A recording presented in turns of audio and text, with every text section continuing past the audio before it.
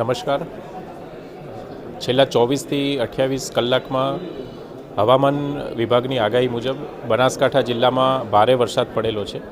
એમાં પણ ખાસ કરીને જે સરહદી વિસ્તારના તાલુકા છે તેમાં જો વરસાદની વાત કરીએ તો છેલ્લા 27-28 કલાકમાં વાવ અને થરાદમાં 13 ઇંચ, ભાભરમાં અંદાજિત 16 ઇંચ તથા સુઈગામમાં 17-18 ઇંચ કરતાં પણ વધારે વરસાદ પડેલો છે. વરસાદની આગાહીને ધ્યાનમાં રાખીને આજે તમામ જે જિલ્લાની શાળાઓ, આંગણવાડીઓ તથા તમામ શૈક્ષણિક સંસ્થાઓને બંધ રાખવા માટેની સૂચના આપવામાં આવેલ છે. આ ઉપરાંત હાલમાં 500 જેટલા લોકોનું સ્થળાંતર પણ કરવામાં આવેલું છે.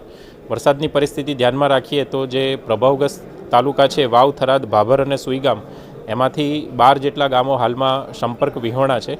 જિલ્લા વહીવટીતંત્ર દ્વારા અને બનાસ ડેરીના સહયોગથી અંદાજિત 1.5 લાખ જેટલા ફૂડ પેકેટ જે લોકો વરસાદી પાણી ભરાવાના લીધે ફસાયેલા છે તેમના માટે હાલમાં તૈયાર કરવામાં આવ્યા છે.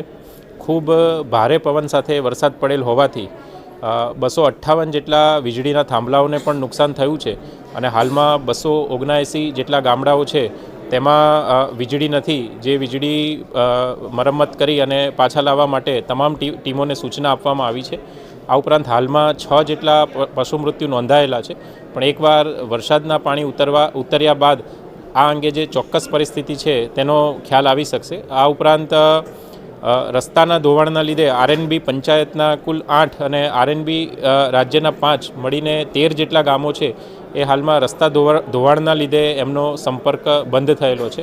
હાલમાં જિલ્લા કક્ષાના તમામ અધિકારીઓ, એસપી શ્રી, ડીડીઓ શ્રીની હાજરીમાં અહીંયા થરાદ ખાતે મિટિંગ રાખવામાં આવી છે અને તમામ જે વિભાગો છે, RNB state, RNB panchayat, CDHO, ખેતીવાડી, એનિમલ હસબન્ડરી, તમામ પ્રાંત મામલતદાર, ટીડીઓ, તમામને એલર્ટ માટે જે ફસાયેલા લોકો છે તેમના તાત્કાલિક રેસ્ક્યુ કરવા માટેની પણ અહીંયા સૂચના આપવામાં આવેલી છે.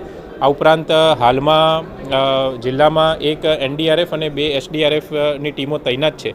આ ઉપરાંત વધુ એક એનડીઆરએફ અને વધુ 2 એસડીઆરએફ ટીમો સરકાર તરફથી મોકલવામાં આવી રહી છે.